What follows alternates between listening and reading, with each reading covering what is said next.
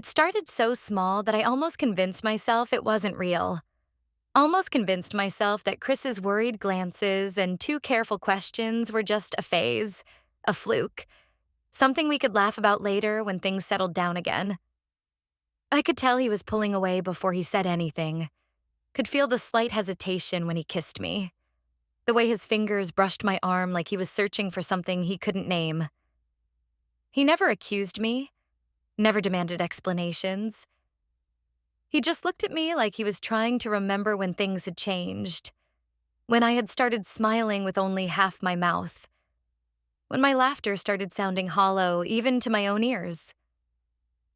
At first, it was easy to blame him, easy to roll my eyes and tease him when he asked if I was really working late again, easy to brush off the tension in his shoulders when I came home smelling like a perfume that wasn't mine because I had sprayed something at the office, I said, or borrowed a friend's jacket in the cold.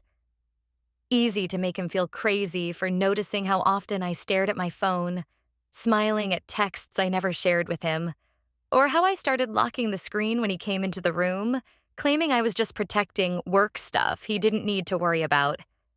Chris didn't want to believe I could hurt him. That was the worst part. He bent himself backward, trying to rationalize everything, telling himself he was just being insecure, that I was under a lot of stress, that the late nights and sudden fitness kick were just me working on myself. And I let him believe it, fed him just enough affection to keep him from looking too closely, held his hand a little tighter when I felt him slipping, kissed him a little longer when the guilt got too loud inside my chest. The truth was, by the time Chris started asking questions, I was already so deep into the lie that it felt easier to double down than to dig my way out. There was a man, not some stranger I barely knew, but someone from work, someone who made me feel sharp and new and dangerous, someone who saw me as more than just Chris's wife, more than just the person folding laundry and paying bills. It didn't start physical, not at first. Just long looks across conference tables, inside jokes no one else understood, the slow burn of something simmering just beneath the surface. But eventually, inevitably, it slipped into something more. I told myself it wasn't real, that it didn't matter as long as Chris never found out, that I could compartmentalize, keep the parts of my life neat and separate like drawers in a dresser. I still cooked Chris dinner, still asked about his day, still curled into his side at night pretending the distance between us wasn't widening with every lie I let settle into the cracks of our marriage. But Chris wasn't stupid. He noticed the changes. The new makeup I didn't explain, the extra effort I put into my appearance for late meetings, the way I started sleeping with my phone clutched under my pillow instead of leaving it on the nightstand like I always had. And every time he got close to asking the real question, every time I saw the fear flicker behind his eyes, I found a way to turn it back on him. Teasing him for being jealous, accusing him of being controlling, making him feel like the bad guy for not trusting me when I was the one tearing us apart. There's a particular cruelty in making someone doubt their own mind, in twisting love into something they have to apologize for. And at the time, I told myself it was necessary, that it was better for him to think he was imagining things than to know the truth. But looking back, I see it for what it was.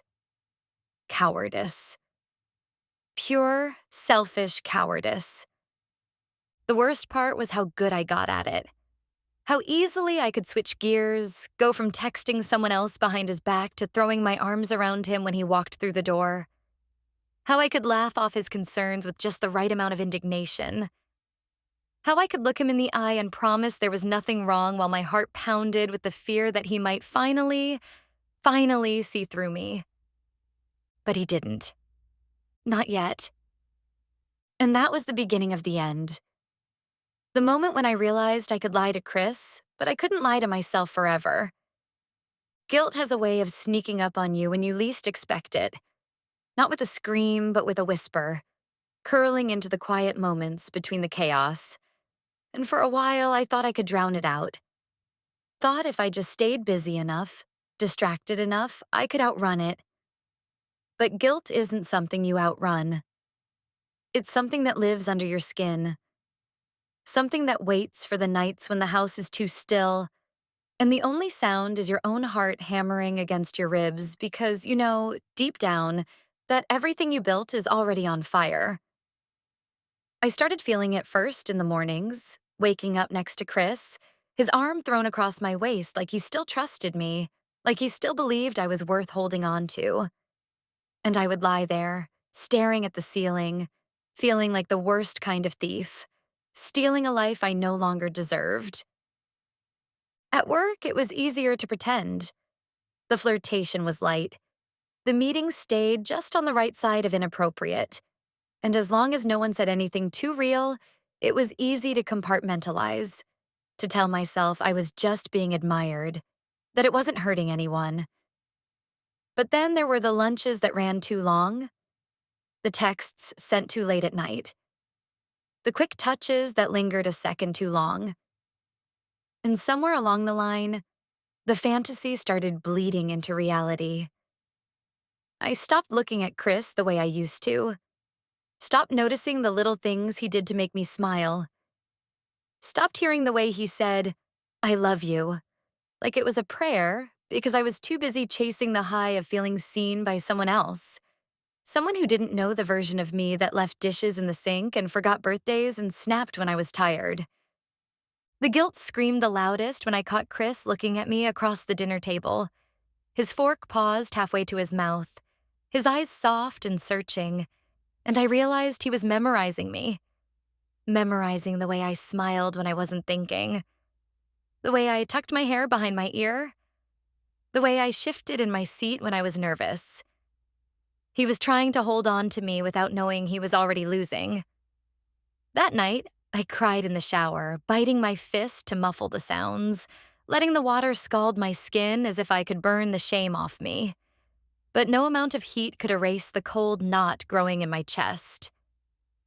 I started picking fights over nothing, needing some excuse, any excuse to justify the distance between us, snapping about the dishes, the laundry, the way he forgot to pick up milk on the way home. Chris took it all, patient as always, apologizing for things that weren't really the problem, trying to bridge the gap he couldn't even see clearly. Every time he tried to get closer, I pushed him away harder, needing him to be angry, needing him to give me a reason to keep hiding. Because if he stayed gentle, if he stayed kind, I might shatter under the weight of what I was doing. There were nights when I stayed out too late, claiming I lost track of time, blaming traffic or extra work or a friend in crisis, and Chris would wait up for me, sitting on the couch with a book he wasn't really reading, pretending not to check his phone every 5 minutes, pretending not to flinch when I walked through the door smelling like perfume he didn't recognize. He never accused, not once, but the questions hung between us anyway, thick and choking, and every time I lied, I saw a little more light go out in his eyes. I told myself he was better off not knowing, that sparing him the truth was an act of mercy, but deep down, I knew it was cowardice again. The same cowardice that had started this, the same cowardice that would end it. I hated myself more with every passing day. Hated the way I smiled at him while texting someone else. Hated the way I let him touch me knowing my heart wasn't really in it anymore. Hated the way I recoiled when he asked me what was wrong, and I shrugged it off like he was imagining things, like his growing panic was just some invention of a mind too in love to see straight. But the truth has a way of rotting through walls no matter how high you build them, and the longer I let it fester, the closer it got to the surface, the more reckless I became, until even I couldn't tell where the lies ended and the truth began anymore. I wasn't just betraying Chris. I was betraying the life we had built, the future we had dreamed about, the promises whispered in the dark when the world felt too big and we only had each other. And deep down, under all the layers of denial and excuses and fear, I knew it was only a matter of time before the house of cards I had built came crashing down. And when it did, it wouldn't just break Chris. It would break me too. It happened on a night that should have been forgettable. One of those midweek evenings that blend into each other when you've been together long enough. Dinner half eaten on the table, the TV humming in the background with some show neither of us was really watching. And I was scrolling through my phone, pretending to laugh at something on social media while Chris sat there. Quiet, too quiet. The kind of silence that prickles along your skin like a warning. I felt it before he even spoke. The tension in the air so thick it was hard to breathe. And when I finally looked up, his eyes were already on me. Steady and clear and heartbreakingly sad. He didn't shout. He didn't accuse. He just asked, in a voice so soft it barely carried across the room, "Is there someone else, Sam?" And for a second, the world stopped spinning. The air froze in my lungs. The walls of every lie I had built around myself started to shake. I opened my mouth to lie, the way I had 100 times before, some easy excuse already forming on my tongue. Of course not. You're being paranoid. You're imagining things. Why would you even think that? But something in his face stopped me. He wasn't angry. He wasn't accusing. He looked like a man asking if he should finally stop fighting for something already lost. And for one long, agonizing heartbeat, I almost told him the truth. Instead, I laughed, a shaky, brittle sound that didn't fool either of us. I reached across the table, touched his hand, told him he was being ridiculous, told him I loved him, told him there was no one else. Spinning the lies so smoothly I almost believed them myself. His hand stayed still under mine, not pulling away, not squeezing back, just lying there like something dead between us. And when he finally looked away, I knew I had broken something that wouldn't heal. The thing about lying to someone you love is that it doesn't just hurt them. It changes them. It makes them question everything, even the good memories, even the times you were actually honest, until nothing feels safe anymore. I saw it happening to Chris day by day, watched him shrink into himself, watched the way he second-guessed every word out of my mouth, the way he smiled with his mouth but not his eyes, the way he hesitated before touching me like he was afraid I might flinch. And the worst part was, even then, even after everything, he wanted to believe me. He wanted to believe that he was wrong, that the woman he loved couldn't possibly lie to his face while she was already slipping away. He wanted so badly to trust me that he swallowed the doubt and smiled through the cracks, telling himself that love was enough, that it had to be enough. But it wasn't. It never is when trust is gone. After that night, everything between us became a performance, both of us pretending that we didn't see the rot spreading under the surface. I stayed out later, offering half-hearted excuses about overtime and traffic, and Chris stopped asking where I had been, stopped texting to check in, stopped reaching for me when I finally crawled into bed hours after he had given up and fallen asleep alone. We lived together like ghosts, orbiting the same space without ever really touching. Both of us waiting for a breaking point neither of us wanted to name. I caught him looking through my phone once when he thought I was asleep, his face illuminated by the soft blue glow of the screen, his hands trembling just slightly as he scrolled, desperate to find something, anything, that would make sense of the growing hollow in our life together. I closed my eyes and pretended not to see, pretended not to hear the tiny broken sound he made when he set the phone down and slipped out of bed, shoulders bowed under the weight of the truth he couldn't quite prove yet but already knew in his bones. I told myself that as long as he didn't catch me outright, as long as I could keep the lies going just a little longer, maybe we could patch things up. Maybe we could find our way back. But deep down, I knew better. Love doesn't survive on hope alone. Love doesn't survive in a house built on lies. And every time Chris looked at me like he was trying to find the woman he fell in love with, and couldn't, another piece of me died. Because he wasn't crazy. He wasn't paranoid. He was right all along. It wasn't one big thing that exposed me, not some dramatic confrontation or smoking gun text message. It was 1,000 tiny cracks giving way all at once. A slow collapse I couldn't stop once it started. And by the time it happened, I think some part of me was almost relieved. Living in that space between the truth and the lie had been suffocating me for months, each day feeling heavier than the last. Every smile a little more brittle. Every excuse a little more frayed at the edges. I was tired of hiding, tired of pretending, tired of waking up every morning and wondering if today would be the day Chris finally stopped loving me. The beginning of the end came one Friday night. Chris suggested we have a quiet evening in, just the two of us, takeout and a movie like we used to before everything got complicated. I agreed too quickly, too brightly, overcompensating for the guilt gnawing at my insides. And we sat on the couch eating lukewarm noodles, laughing at jokes we didn't really find funny, both of us clinging to the scraps of something we couldn't name anymore. Halfway through the movie, my phone buzzed. Reflexively, I grabbed it, clutching it close, but not before Chris saw the name flash across the screen. It wasn't some random coworker. It wasn't a spam call.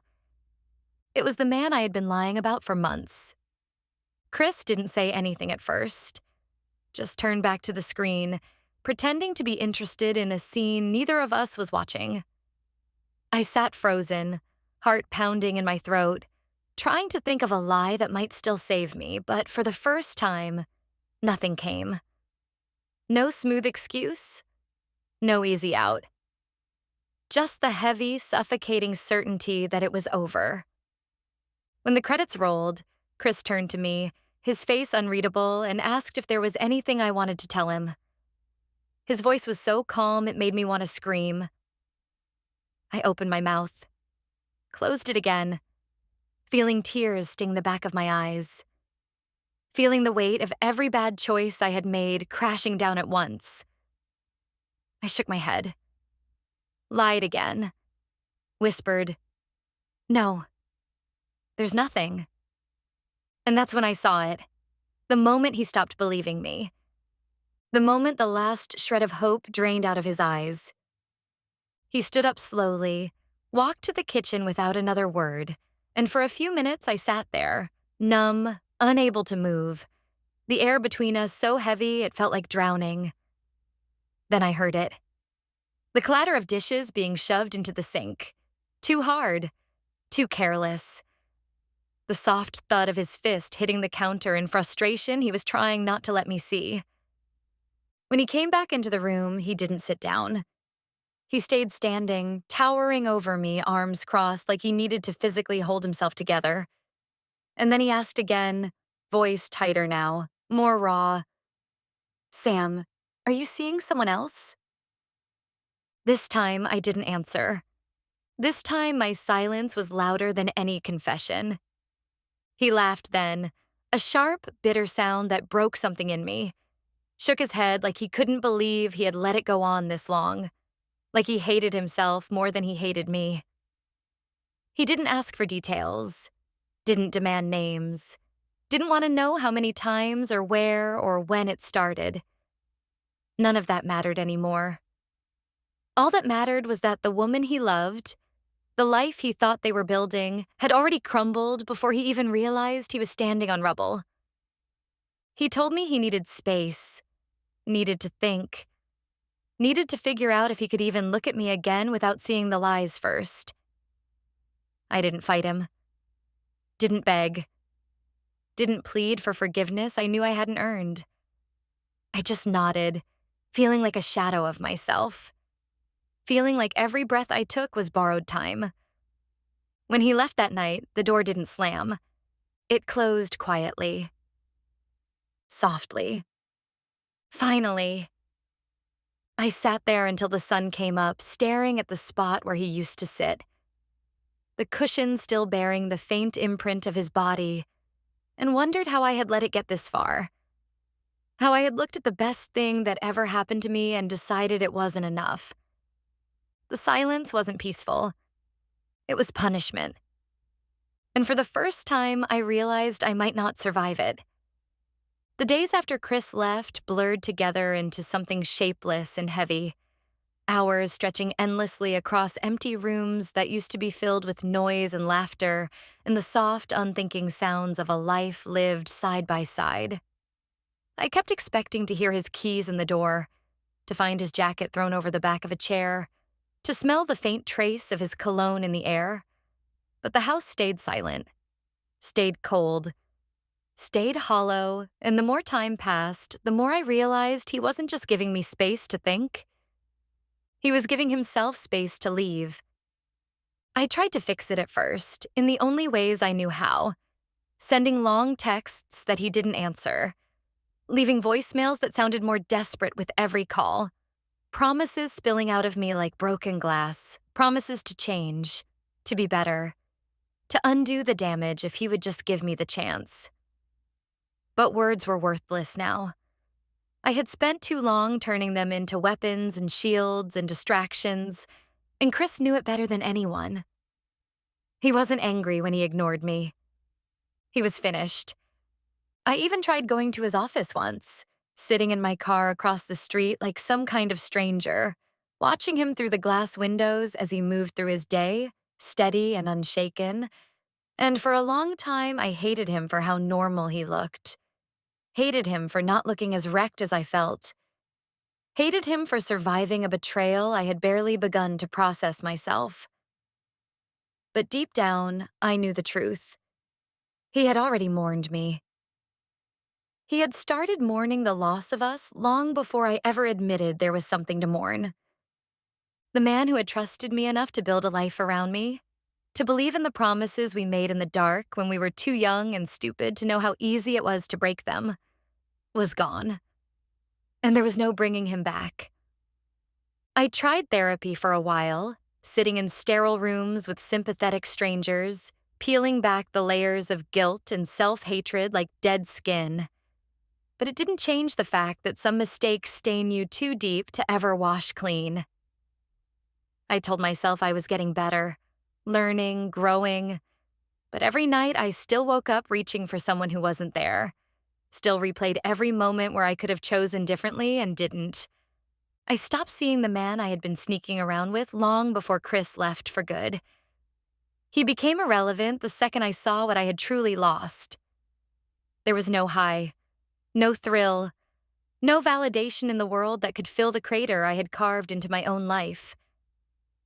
I deleted his number, blocked him on everything, scrubbed every photo, every text, every scrap of evidence like cleaning up a crime scene.